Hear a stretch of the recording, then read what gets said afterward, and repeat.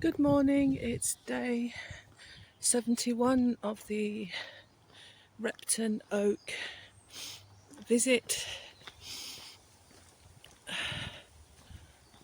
Haven't been coming for a couple of days because the last time I was here I got bitten absolutely all over, and I mean all over. I look like I've got chicken pox. I hope it isn't chicken pox, but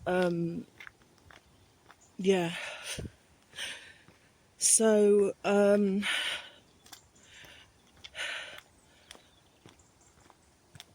not hanging around today either.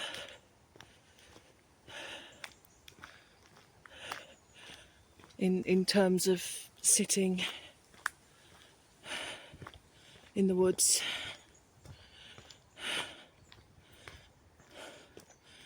But I've been walking down to the local high street, and the other day I saw a box of sopping wet books that somebody once taken away. They'd left it on their front garden wall, a little robin there.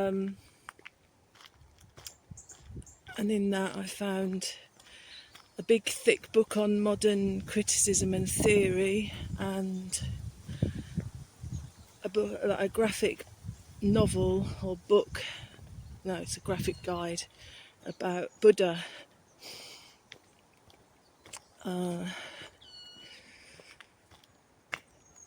Which I'll talk a bit more about later. But I'm often finding now that books aren't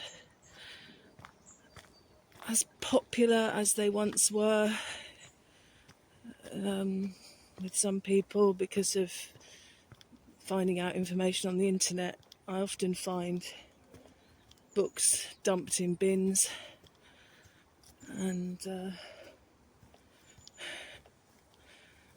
really enjoy sifting through and seeing what I can find. And sometimes I feel as if I was meant to pick up a certain book, as I do about this Buddha book.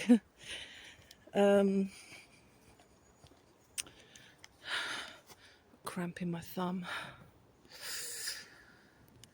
Yeah, I've been going down to the high street and having coffee in cafes down there, so that I can write my journal. I really depend on that at the moment to keep my head straight. And it's good practice for me to be around other people in a physical sense. It's not so long ago I wasn't able to even go in shops without a mask on, and being very anxious. So I'm always trying and practicing pushing myself out of my comfort zone in that way. So I will sit near the door, and as soon as these places fill up, I leave. I just can't be around lots of people anymore. It just makes me too anxious in a confined space. So, but it's nice. I love face to face. I love hearing conversations, and that's why the garden is such a perfect job for me, because I don't have to worry about contamination. It's ironic, isn't it? I love getting my hands in the mud. I love getting dirty, but it's kind of like human contamination is different. It just feels very intrusive, and I know where it all links back to, but I won't go into that. So that's been nice, and just having this 2.5 hours is really important to me, where I can relax a little bit, and while the carers giving Jana medication just takes the pressure off a little bit.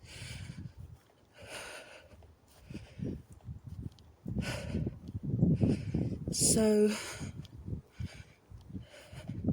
I've got a bit of an update. I've got to give my arm a rest, sorry.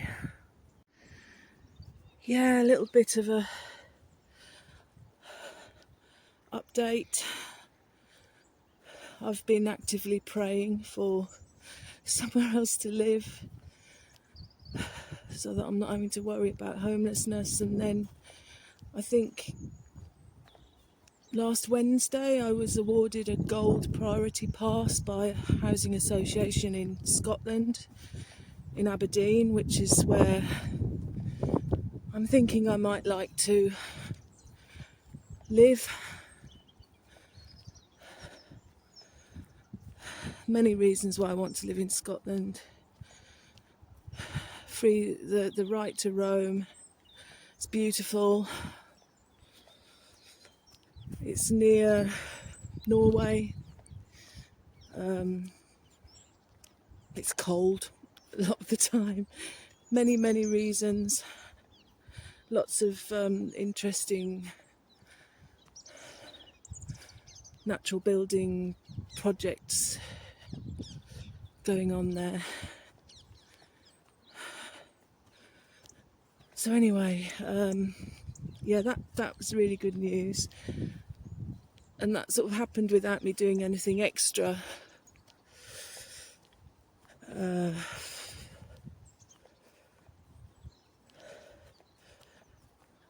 I saw a 1-bedroom bungalow out in the countryside, which had a front garden.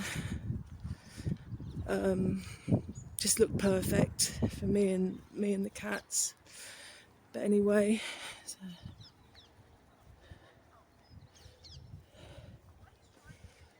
magpie. I haven't heard anything about that yet. But with the same housing association, I'm under consideration for a property on a main road in Aberdeen that I was offered back in July, and I said yes, I was interested. But the woman, I don't know what you call them, estate agents, I don't know, but the woman who is my main contact, she told me to email her, which I did, and then she didn't pick up the email. She said, "Oh, I missed your email, but it's still available. Do you want it?" And at the time, it wasn't something I wanted to go for, because I have to be in England at the start of my masters to qualify for student loan. So I think I've got to, so I have fulfilled that criteria now. Maybe I've got to do the first module. I'm not sure about that, but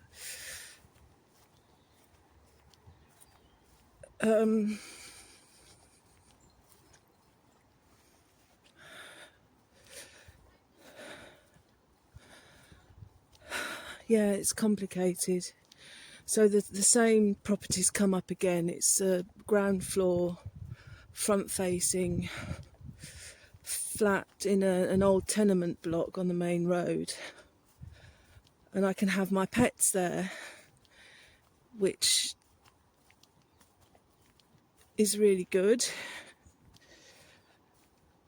But I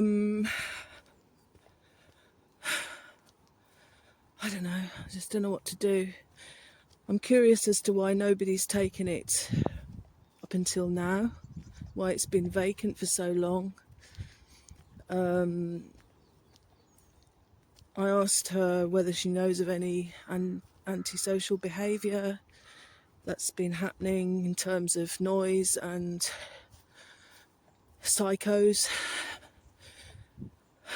because the last flat I had alone, I was stalked out of, and the guy ruined my life basically. So I'm sort of very, even though I'm desperate to move out, desperate to have some security and safety, I'm still traumatised by that incident.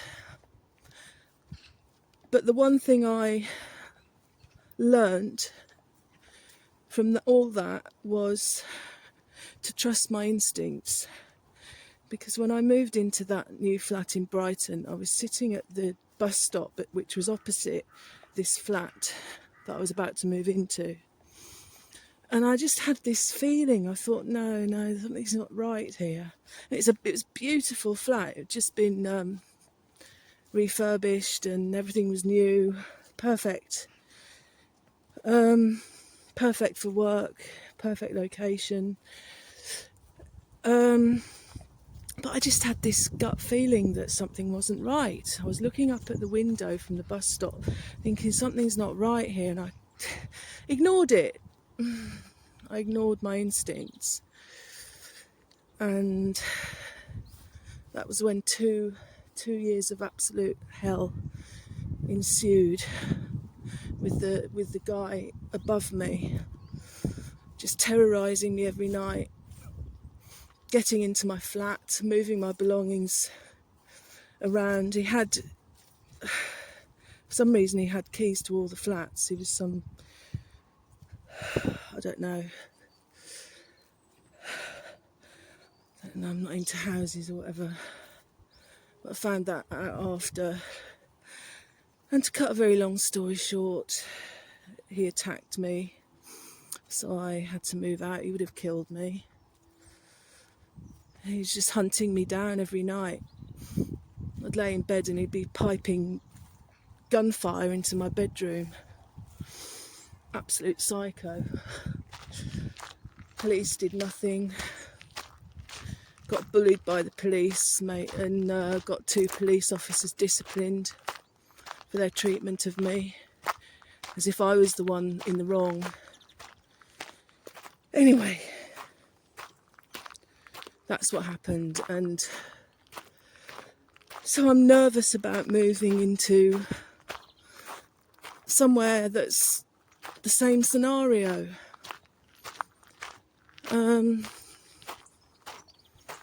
So I asked this person who let me down the last time some questions. It's the same woman I'm dealing with about it. She's not got back to me. I mean, I was talking to her on the phone, and then I thought of these questions and I phoned her straight back. She didn't pick up, so I left a message. Nothing. And she wants me to send her some evidence and stuff. And I've said, well, I won't send it until you answer my questions. I think what happens is, I'm not sure they even read the application, but if they do and they see that it's a vulnerable person, I think some people are inclined to think that just because you're vulnerable, you're stupid, which I'm not.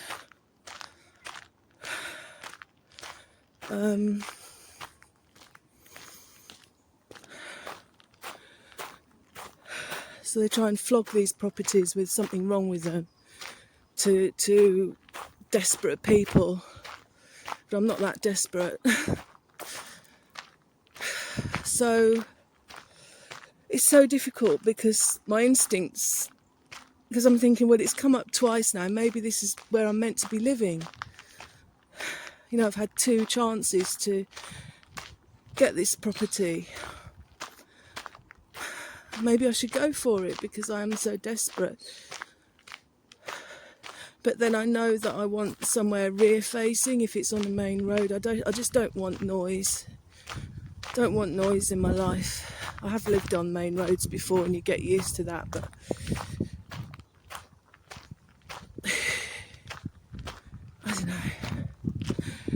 hope you don't mind me working this out. This really helps me to work out what to do. But so I'm thinking, well, this woman's messed me around before. Do I trust her? No.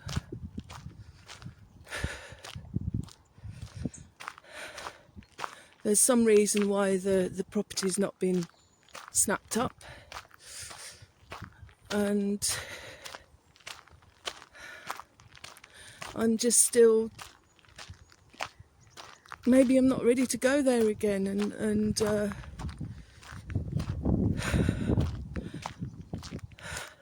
but it's weighing up how desperate I am to move against my gut instinct.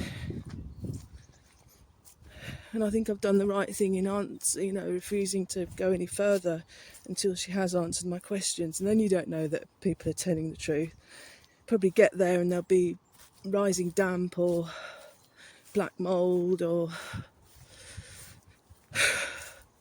And in my heart of hearts, I know that that's not the lifestyle I want to live anyway. I don't want to move into a council property. I want to live in an alternative community, like in a well, not even that, I just want to live quietly.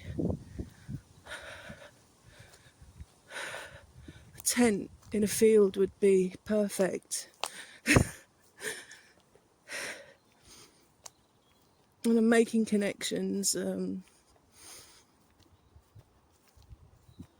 but that is a completely different lifestyle.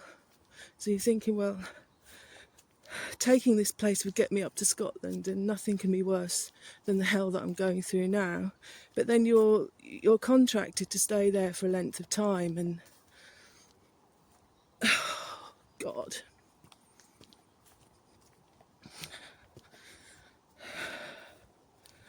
Oh, it's so hard. It's so hard.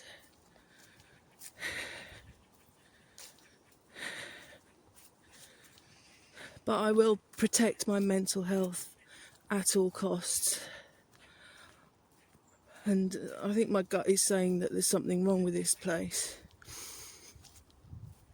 And I don't want to be on a busy road, front facing. I'd like a cat to be able to have the option of going out. I mean, he's an indoor cat now at the moment, but he was feral when he was younger, so he likes going out. He's just being bullied by another cat that visits us. And then you sort of think, am I shooting myself in the foot by not taking it? By refusing it?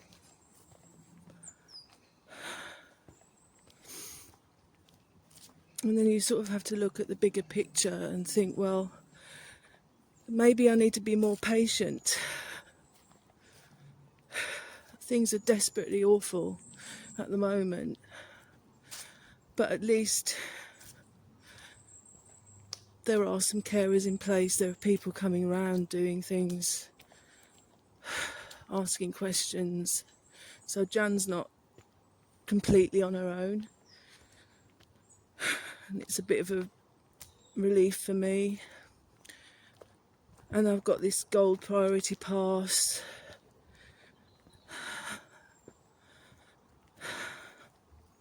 The peace garden, my studies, which miraculously I'm still holding on to. And I've submitted a fit note.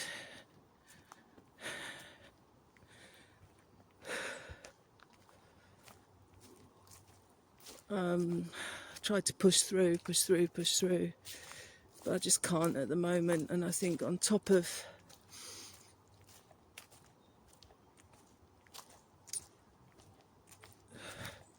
when I'm not sleeping particularly well, having said that, I have slept better this week, I go to bed.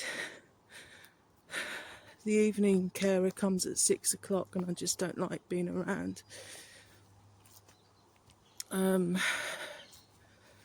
So I go to bed around about 5:30. Sounds mad, but I get up at, I'm up at 3 o'clock in the morning. So by that time I've been up for 14 and a half hours. And I am getting some sleep, and I love the autumn when it's cooler and my cat's on the bed.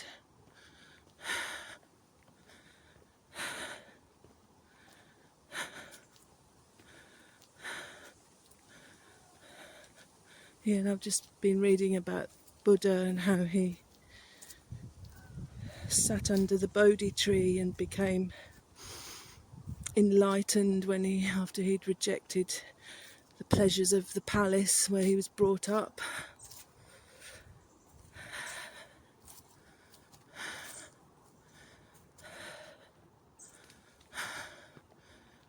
And I, more than anyone, know the benefits of sitting under a tree.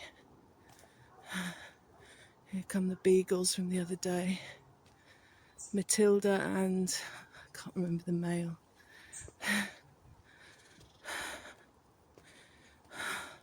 Shut off for a minute.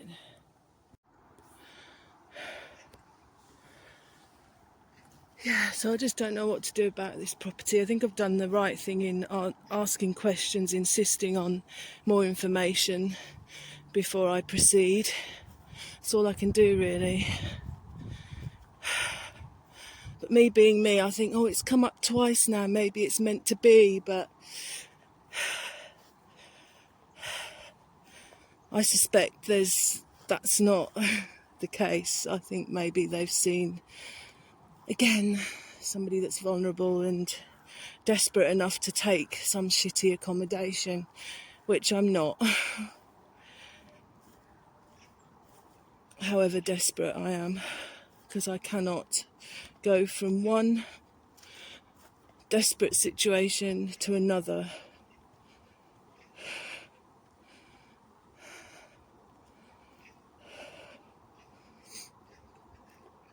And I'm making sure that I can add Jan to the tenancy. She just doesn't want to move, I don't think, but so it's got to be somewhere that's suitable for both of us. Here I am at the tree.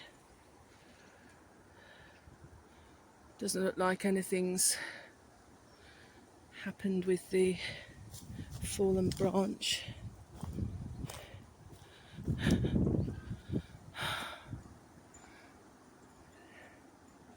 So beautiful.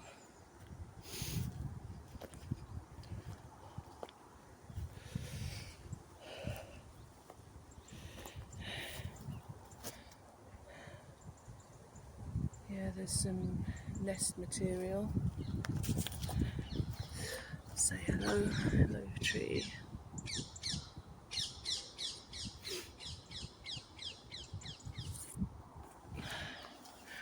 I always ask it silently to impart some of its wisdom of being alive, far longer than I have.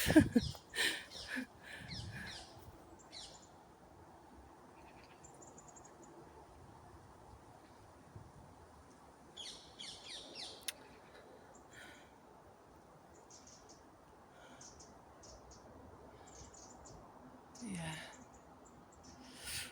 Still not ready to spend any significant time here, but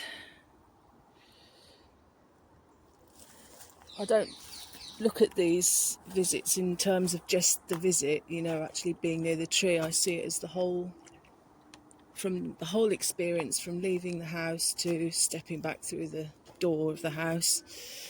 And that is my oak tree experience for the day. So what I'm going to do is go to the cafe again, do my journal,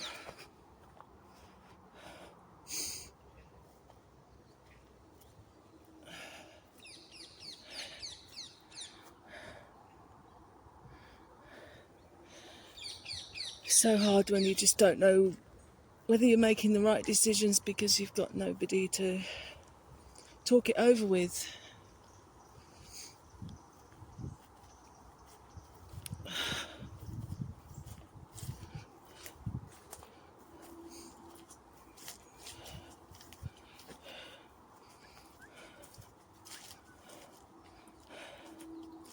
Well, I've got more people than I did, people at the garden, but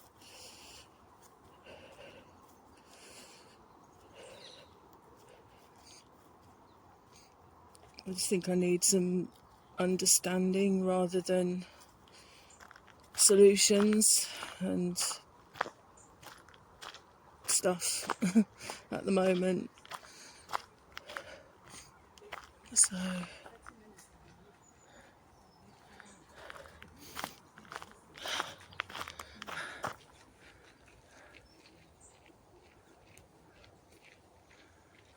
lovely cloudy morning.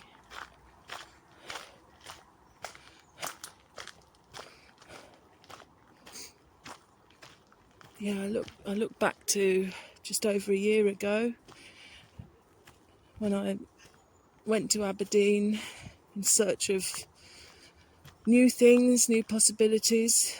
Slept that 3 nights in a field,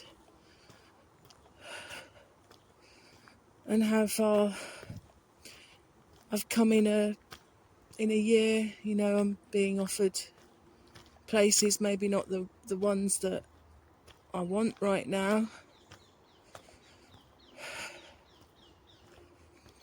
because I know what I want and I just need to be brave enough to stick to that instead of having a knee-jerk reaction. Frankly, I've survived things that I never imagined that I would be able to, you know, witnessing Jan collapsing and having a mini stroke, calling the ambulance, being calm enough to ask questions. I just never imagined that I would be able to do that.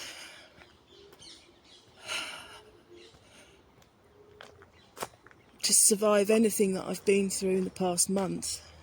And I have, managing to go to the Peace Garden and do a bit of work, maintain my connections there, because that's what's important to me. That's what I believe in more than anything else.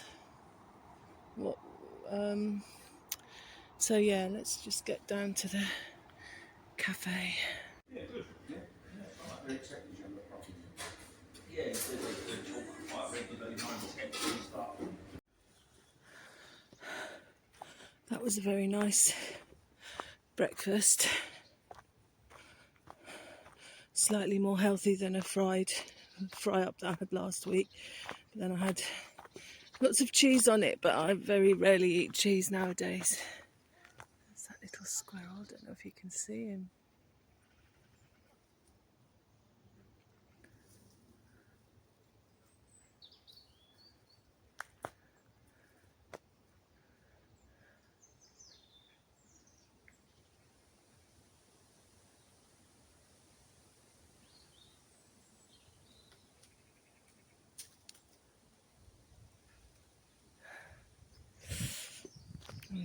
Good scratch.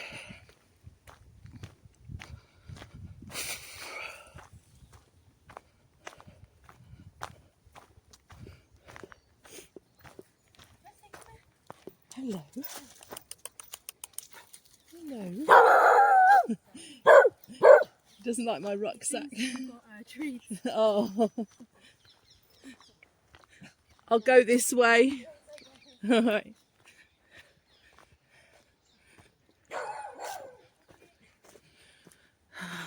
Dog thinks I've got treats for it.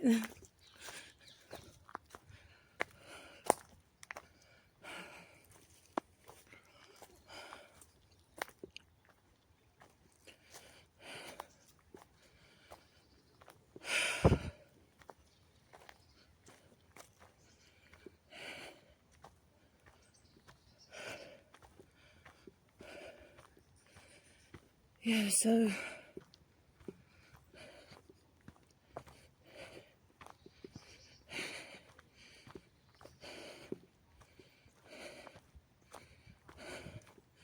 think the conclusion I've come to about this property is to just wait and see if she comes back to me. If she doesn't, she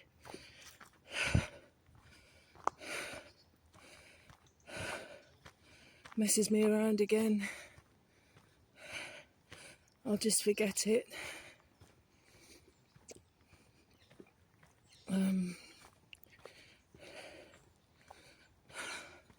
I hope that something else comes up.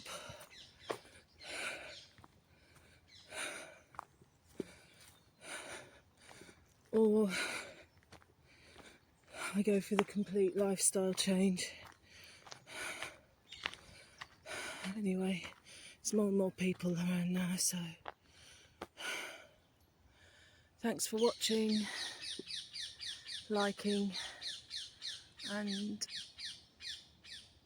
that's a noisy parakeet. See you next time, bye.